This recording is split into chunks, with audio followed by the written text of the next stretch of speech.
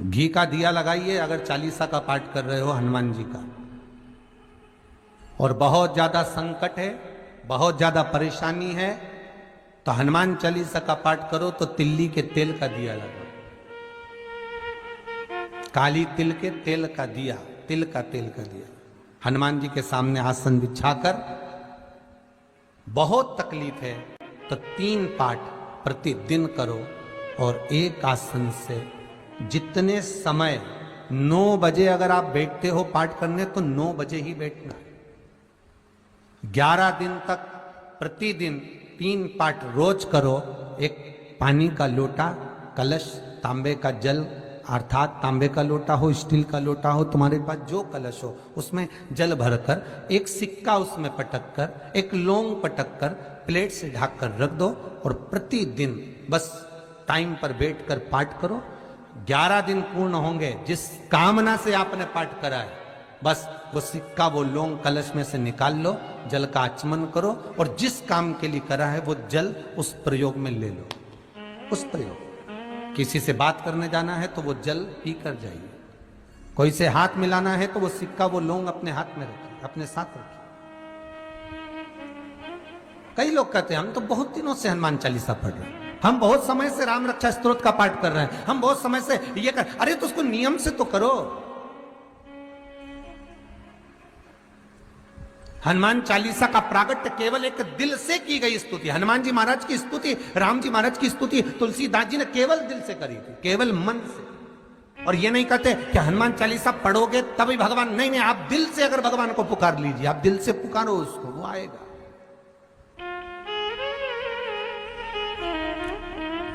समुद्र का मंथन किया गया, सुमेरु की रई बनाकर, शेषनाग की नेति बनाकर, कच्छप भगवान की पीठ पर उस रई को रखकर जब मंथन का क्रम प्रारंभ किया गया तो उस मंथन में सबसे पहले जो निकली वो गौ माता निकली। और गाय के निकलने के बाद जो विष प्राप्त हुआ, उस विष को ले जाकर किसको दिया जाए? आपको कथा में पहले भी कहा, घर में जो ठंडी रोटी रखी रहती है ना तो बहू खाती है ना सास खाती, ना बहू खाती है ना बेटा खाता। बहू सोचती है कि मैं अपने पति को क्यों खिलाऊं, ना पति खाएगा ना बहू खाएगी।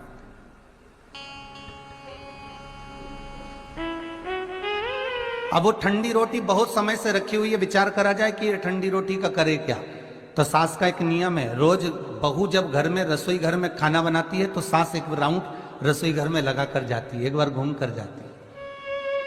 सास को रसोई घर से कोई दिक्कत नहीं है कि बहू क्या कर रही है, क्या बना रही है, उससे तकलीफ नहीं है। सास को यह देखना है कि रोटी कितनी बची है, सास को यह देखना है कि सब्जी कितनी बची है। और सास जो रोटी बची हुई होती है, जब गरम गरम भोजन बहू लाकर सास के सामने रखती है, मम्मी लो भोजन कर लो, तो सास कहती है बेटा दाल अच्छी बनी है, मुझे ठंडी रोटी ला दे। क्योंकि सास को मालूम है ठंडी रोटी ना बहू खाएगी ना अपने पति को खाने देगी, और मैं भी अपने पति को खाने नहीं दूंगी। ये रोटी बाद में या तो कुत्ते को डाल दी जाएगी, या रोड पर फेंक दी जाएगी, या फिर कोई बिल्ली को डाल दी जाएगी, या कहीं गाय को दे दी जाएगी। घर का नुकसान क्यों हो? क्योंकि घर की माँ ने एक एक ईंट जोड़ जोड़ कर ये घर बसाया है, तो वो चाहती है कि ये ठंडी रोटी मैं ही खा लूं। तो वो घर का जो बुजुर्ग होता है, घर का जो बड़ा होता है, घर की ठंडी रोटी उसी के हक में जाती है, उसी के हिस्से में जाती है। उसी तरह जब मंथन में लक्ष्मी जी निकली, भगवान के हिस्से में चली गई। मंथन में अमृत निकला, 33 कोटि देवताओं के हिस्से में चले गया। और मंथन में गौ माता निकली, वो देवहित में चली गई। पर मंथन में जो विष निकला वो महादेव के हक में आया, क्योंकि देव अधिदेव महादेव ये देवताओं के भी देव हैं। अर्थात भगवान नारायण हो, ब्रह्मा हो, इंद्र हो, आदिक आदिक जितने देवता, जितनी देवियां, ये जितने देवी देव हैं, इन सब का अगर जगत में कोई पिता है, जगत का कोई देव है, तो वो महादेव ही है। महाराज जो अमृत पिए वो देव है, और जो विष पिए वो महादेव है। क्योंकि विष पीना कोई सरल नहीं है।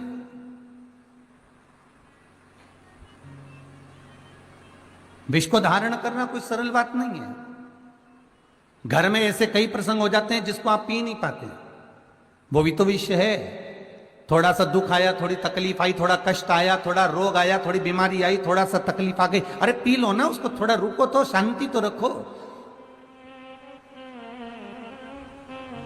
भगवान पर अगर विश्वास है और मेरे देव अधिदेव महादेव पर अगर भरोसा है, मेरे विश्वनाथ पर अगर भरोसा है, तो दुनिया में अगर दुख भी आ गया, हाँ ये जरूर है कि हमारे कर्म के अनुसार दुख तो सामने आएगा और वो हमको भोगना पड़ेगा, पर उस दुख को भोगो मना नहीं है, पर टूटो नहीं।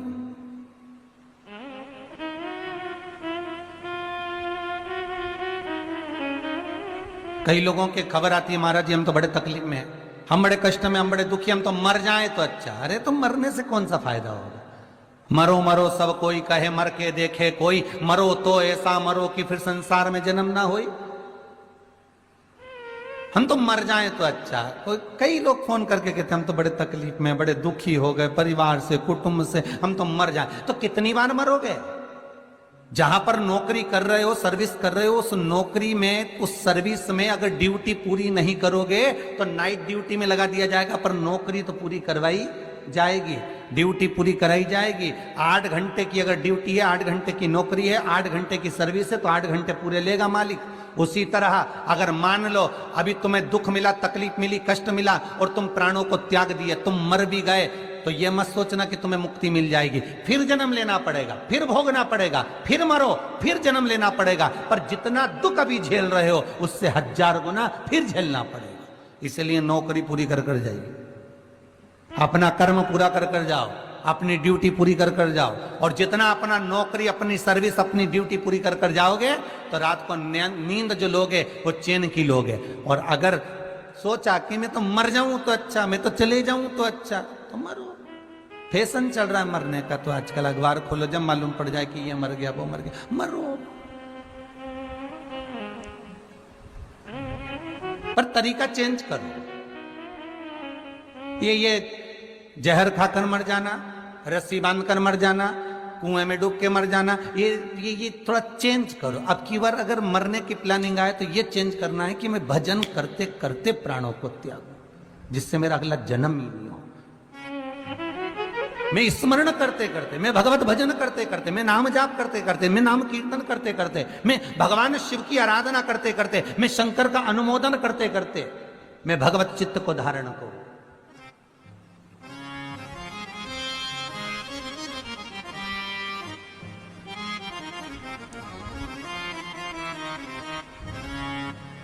महाराज कभी तो सुनेगा महाराज, हाँ ये जरूर है, मेरा भोले जैसा कोई भोला नहीं होगा, इसलिए उसका नाम भोला है। कभी तुमने किसी देवता का नाम इतना सरल देखा? भोला, एकदम भोला शब्द ही एक ऐसा हो जाता है, बिल्कुल भोला, एकदम कोई मतलब ही नहीं। कितना आनंद में बैठा, इतनी भरी ठंड में, इतनी भरचक ठंड, चारों तरफ पानी गिर रहा है, बर्फ गिर रहा है, ओले गिर रहे, कोहरा पड़ रहा। आप में से कितने लोग हैं जो इतनी भरचक ठंड में शंकर जी के मंदिर गए हो तो कुनकुना पानी करके लेकर गए? थोड़ा ताता ताता पानी, थोड़ा कुनकुना कर कर, थोड़ा गर्म कर कर शंकर जी को चढ़ाने गए? है कोई जिसने शंकर जी को कुनकुना पानी चढ़ाया हो, ताता ताता पानी चढ़ाया हो? नहीं। वही सुबह से लोटा भरा, या शंकर जी के मंदिर में गए तो बाल्टी में से एक लोटा भरकर हर हर महादेव कर कर चढ़ा दिया। शंकर भगवान से जरा पूछो तो पार्वती कई बार बोली ठंड नहीं लग रही। भोलेनाथ जी बोले इनके भीतर के मन के आनंद के कारण मुझे ठंड भी नहीं लगती है। अब इतना भोला कहां मिलेगा जो इतनी ठंड में भी ठंडे पानी से नहा रहा? बोलो जरा। और आपकी कहें तो, मान लो आपकी कहें कि फिर आप तो कहेंगे महाराज बिना गर्म पानी के हम कैसे रह सकते हैं? महाराज मेरा देव अधिदेव महादेव, मेरा करुणा सागर, मेरा त्रिकालदर्शी, मेरा कैलाशी, मेरा अविनाशी, मेरा शिव अगर बैठा है तो अलमस्त होकर, आनंदमय, मेरा भोला बनकर मेरी अलमस्ती में बैठा, उसे कोई मतलब नहीं किसी से। जो आया जो मांगा उसने उसको दे दिया, बस दिल से अगर पुकारा तो उसने सुन लिया। भगवान काय की सुनता है? हृदय की, मन की, दिल की। अगर दिल की नहीं सुनता होता तो कई लोग कहें कि जिनके हाथ नहीं होते, कई लोग कहते हैं हम तो भगवान की सेवा करते हैं इसलिए भगवान हम पर प्रसन्न होता है, तो जिनके हाथ नहीं होते क्या उनको भगवान नहीं मिलता है? कई लोग कहते हैं हम तीर्थ तक जाते हैं, हम तीर्थ करने जाते हैं, हम घूमने जाते हैं, मंदिर जाते हैं, चलकर जाते हैं पांव पांव, तो इसलिए भगवान हमारी सुन रहा है। तो क्या कोई पांव से विकलांग हुआ जिसके चरण नहीं होंगे, जिसके चरण नहीं होंगे या जिसके विकलांगता होगी, क्या भगवान उसकी नहीं सुनेगा?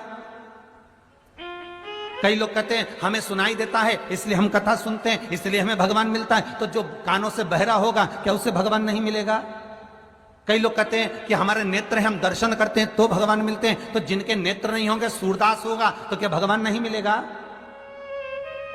भगवान इंद्रियों के बल पर नहीं मिलता कि चरण होंगे तो भगवान मिलेगा, हाथ होंगे तो भगवान मिलेगा, कानों से सुनाई देगा तो भगवान मिलेगा, नेत्रों से दिखाई देगा तो भगवान मिलेगा, नासिका के श्वासों से सुगंध ली जाएगी तो भगवान मिलेगा। भगवान इन इंद्रियों से नहीं मिलता। भगवान केवल निर्मल मन सो मोहि पावा, मोहि छल छिद्र कपट न भावा। भगवान केवल निर्मल चित्त से, निर्मल वृत्ति से, निर्मल मन से प्राप्त हो जाता है। फिर वही बात आ गई महाराज, कैसे कपड़े पहनूं कि मैं सुंदर लगूं? कभी विचार करना कर्म कौन सा करूं कि भगवान को अच्छा लगे। कपड़ों से भगवान पसंद नहीं करेगा, वस्त्र और आभूषण से भगवान पसंद नहीं करेगा। आप कितने सुंदर हो वो देखकर भगवान पसंद नहीं करेगा। भगवान की अगर प्रसन्नता है तो आपका मन कितना सुंदर, आपकी वृत्ति कितनी सुंदर है, आपका दिल कितना सुंदर, आप भगवान को किस भाव से रिझा रहे हो।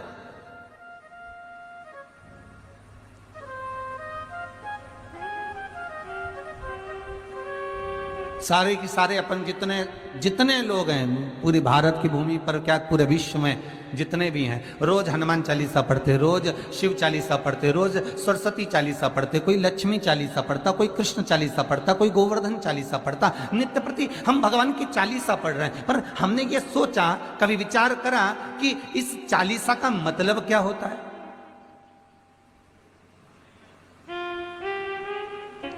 केवल 40 श्लोक, 40 लाइनें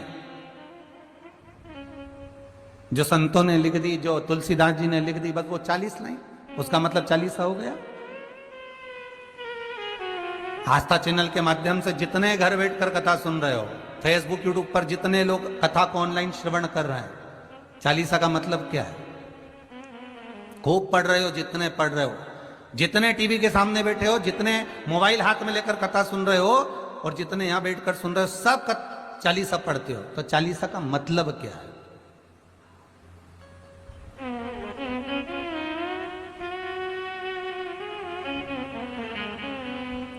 सबसे पहली चालीसा किसने रची थी?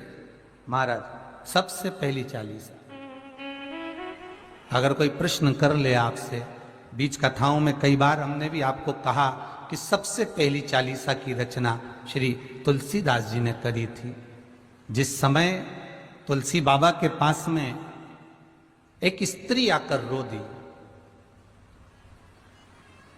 नैनों से जल बह रहा है उस स्त्री के, और तुलसी बाबा भगवान की भक्ति में डूबे, राम नाम का स्मरण कर कर, रामचरितमानस का स्मरण कर कर गंगा के घाट से निकल कर जा रहे हैं, और वो स्त्री तुलसीदास जी के सम्मुख में आकर रुदन कर दी, तुलसीदास जी के सामने आकर रो दी, नैनों से अश्रु बह रहा है। क्या हो गया? मेरा पति। तुलसीदास जी को लगा क्या पता क्या बोलना चाहती है। अरे हुआ क्या? मेरा पति, मेरा पति 4 बार वो माता कहती है। तुलसीदास जी पूछते हैं हुआ क्या, ये तो बताओ। कोई कह रहा है कि मेरा पति मर चुका है। अरे क्यों चिंता करती, गंगा का जल ले और शिव का स्मरण कर। तुलसीदास जी कहते हैं शंकर विश्वास रूपिणो, शिव विश्वास है, शिव का स्मरण कर, जा ये गंगा का जल लेकर तो शंकर जी का नाम लेकर तेरे पति पर छीट पिला। कौन कहता है कि तेरा पति मर गया? अगर कुछ ज्यादा दुख भगवान देता है तो किसी सदगुरु के चरणों में भेज देता कि ये मार्ग बता देगा, ये तेरे कष्ट का निवारण कर देगा। अगर कोई दुख आया, कोई तकलीफ आई, कोई कष्ट आया, तो किसी सदगुरु की शरण में, किसी संत की शरण में, किसी ज्ञानी की शरण में भगवान भेज देता है, जा वहां पहुंच जा, होगा। क्यों चिंता करती है, ये जल ले जा। अब रुदन इतना कि पति चले गए और बाबा कह रहे हैं कि गंगा का जल ले जा रही, गंगा तो अविरल बह रही है।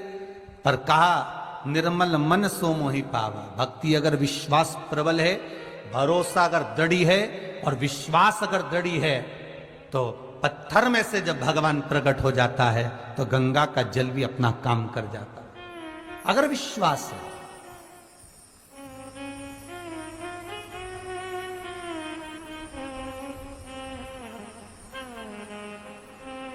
सुबह जबलपुर की एक माता जी आई थी, शायद चली गई, दिख नहीं रही है।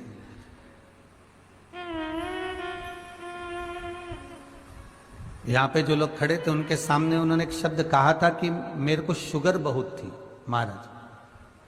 कौन खड़ा था? आप खड़े थे बे? खड़े थे आप? कहां से आए आप? अमरावती। खड़े होके बोलिए, इनको दिखाना भाई। अमरावती दरियापुर से है।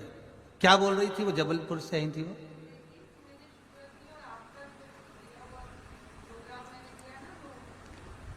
बेलपत्र वाला, तो शुगर उसकी आराम से हो गई बिल्कुल, अब ना ऊंची जाए ना नीची जाए। ये विश्वास है,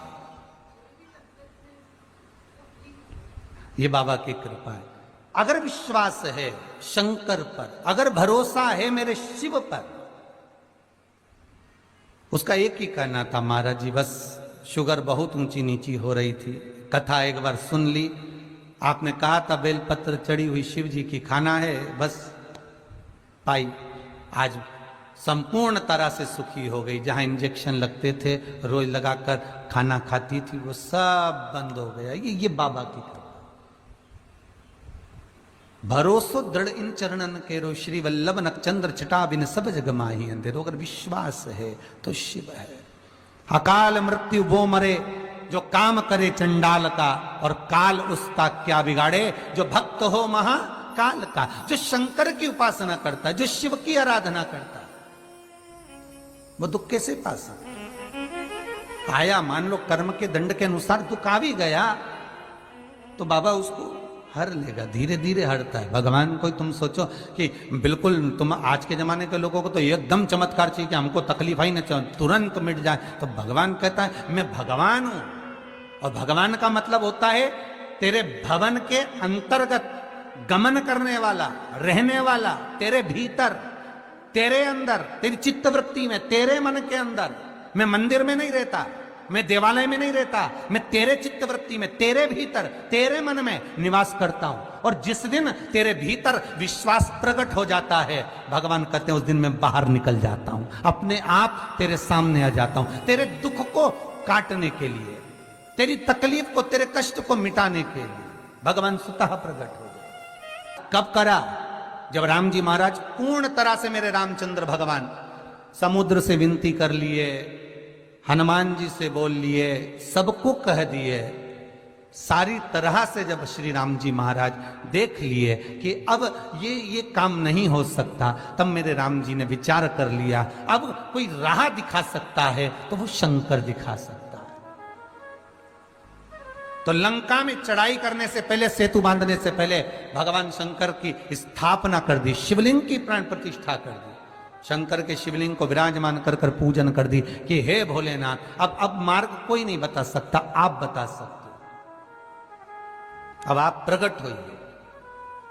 और जब इस मन से, इस चित्त से, इस वृत्ति से विश्वास जब प्रकट होता है तो वो एक बिंदु के रूप में प्रकट होता है। वो सामने मेरा शिव आ गया और सामने जब भगवान शंकर आए और शिव जी ने कह दिया आपने सेतु बांधना तैयारी करो, आप चिंता ना करो, बांधो अब सेतु। तो महाराज विश्वास हमें प्रबल करना है, हमारा भरोसा हमें दृढ़ता हमें प्रखर करना। आज के जमाने में लोग बहुत जल्दी डिग जाते हैं, बहुत जल्दी डोल जाते हैं। तुरंत थोड़ा सा दुख आया, तकलीफ आई, कष्ट आया, यहां चले गए, वहां चले गए, पहले इनसे कह दिया, उनसे काम नहीं बना, उनसे कह दिया, उनसे काम नहीं बना, उनसे कह दिया, उनसे काम नहीं बना, उनसे कह दिया। सारे जगत में जब डोल लिए, सारे जगत में जब विनती कर ली, सारे जगत में जब घूम कर आ गए, तब अंत में तब भगवान के पास आकर बैठे। और निवेदन यह है, शिव महापुराण ये कहती है, 24,000 श्लोकों की श्रृंखला ये कहती है, 12 संहिताओं का ये सुख कहता है कि सबसे पहले अपने मन की बात अपन भगवान को जाकर कह दें, अपने इष्ट देव। और हम ये भी नहीं कहते कि तुम शंकर जी से कहो, आपकी जिससे अच्छी पटे उसे पटा लो। राम से पटे तो राम जी को पटा लो, भगवान कृष्ण से पटे तो भगवान कृष्ण को पटा लो, देवी जी से अच्छी बने तो माता जगदम्बा को पटा लो, अगर शंकर से अच्छी बने तो भगवान शिव को बना लो। तुम्हारी जिससे अच्छी बने उसको बनाओ, उससे जाकर विनती करो, उससे जाकर निवेदन करो, वो सुनेगा, वो पाएगा। फिर वही बात है महाराज, बहुत ध्यान से सुनना, अगर घर में धन होगा तो चोरों की नजर, चोरों की दृष्टि अवश्य होगी, और सुंदरता होगी तो लुच्चों की दृष्टि अवश्य होगी, और यदि शंकर की भक्ति होगी तो भोलेनाथ की दृष्टि जरूर होगी। ये पक्का है, वो विश्वनाथ आप पर दृष्टि रखेगा, मेरा शंभु आपको देखेगा, इसको दुख क्या है, इसको तकलीफ क्या है। उठा गंगा का जल और ले जा,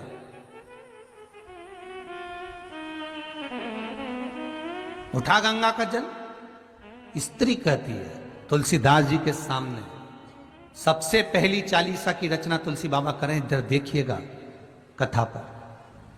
वैशाख के महीने की किसी भी सोमवार के दिन, किसी भी सोमवार के पार्थिव शिवलिंग के निर्माण का, और उसमें एक बात कही गई कि जब संसार का मनुष्य मृत्यु लोक में रहने वाला मानव